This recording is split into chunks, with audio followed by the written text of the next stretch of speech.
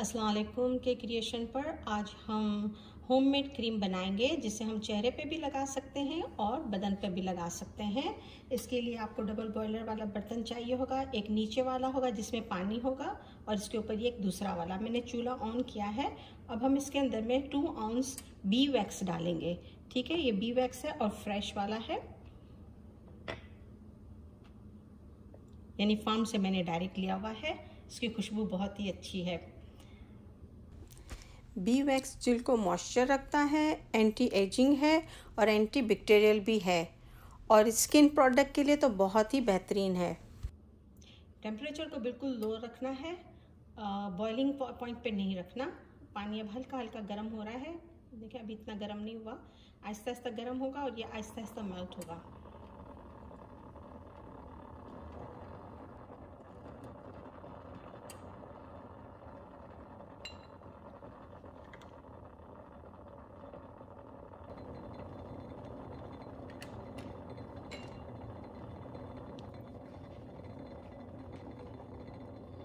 Almost done है।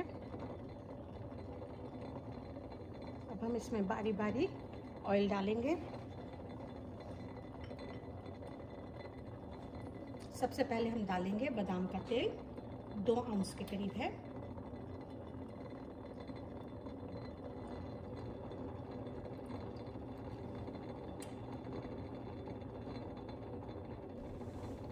बादाम के तेल में अहम कीमियाई अज्जा और ज़रूरी फैटी एसिड मौजूद हैं जो आपकी जिल्द में चमक पैदा करते हैं और उसमें नमी बख्शते हैं।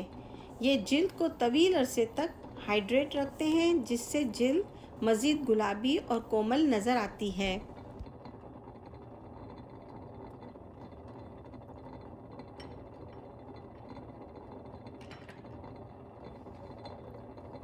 मस्टर्ड ऑयल है 1 आउंस।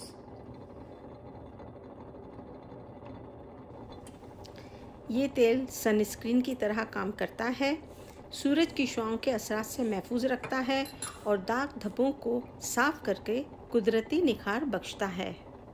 फिर इसके बाद है ऑलिव ऑयल, जैतून का तेल है 3 आउंस।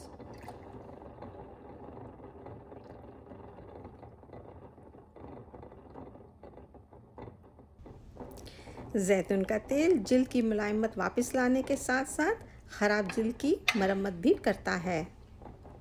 थोड़ी देर इंतज़ार करेंगे, ये सब मेल्ट हो जाएगा, फिर हम दूसरा ऑयल डालेंगे।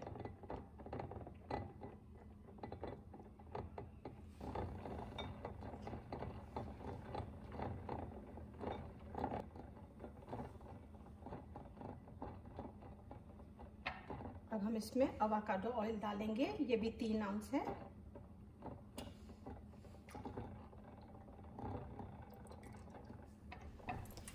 एवोकाडो ऑयल में विटामिन ए की मिकदार बहुत ज़्यादा है जिसकी वजह से ये जिल्द को नरम और मुलायम बनाती है।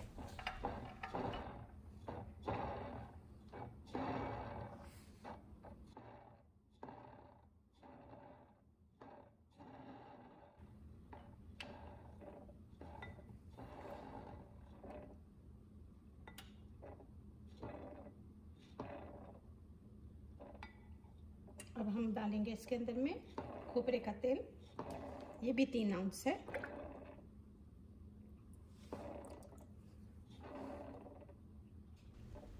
खोपरे का तेल जिसकी जिल्द हसास है उनके लिए तो बहुत ही मुफीद है।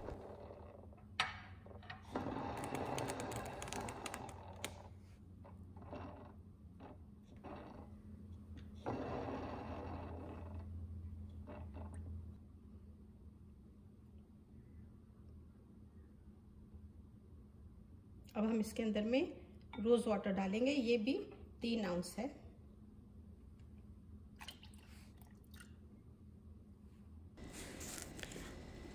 क्रीम में अर्के गुलाब शामिल करने से जिस जिल्द पर दानों और महासों के निशानात पड़ जाते हैं उनके लिए बहुत ही बेहतरीन है और ये स्किन को डिहाइड्रेट होने से भी बचाता है।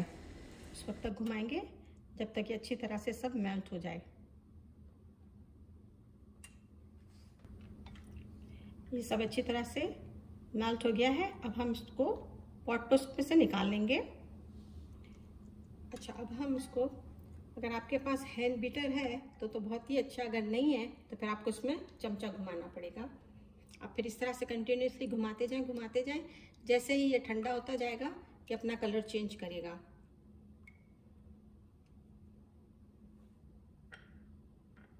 अगर हैंड बीटर भी है तो आप ये वाला इसमें इस्तेमाल करेंगे जो आटे के लिए इस्तेमाल होता है।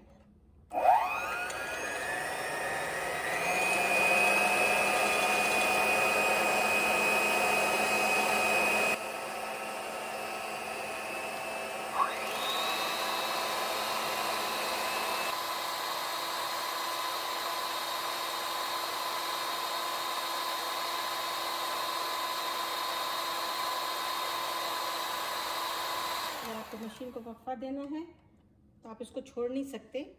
इन द मेन टाइम आप इसको अपने हाथ से घुमाते रहें।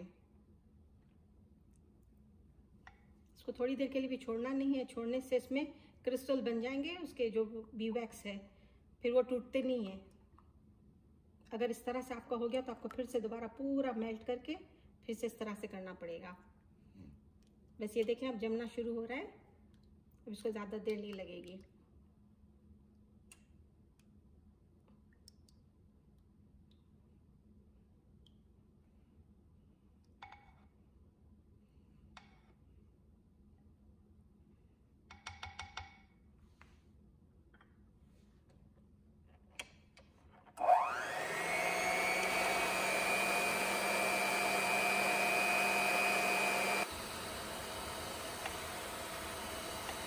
बिल्कुल सही है, देखिए। अब आप इसको किसी अच्छे से जार में डाल लें। अगर आपके पास एक्स्ट्रा है ये तो आप इसको एक्स्ट्रा वाले को आप बड़े से जार में डाल के रेफ्रिजरेटर में रख सकते हैं। ये रह सकता है अप टू मंथ्स।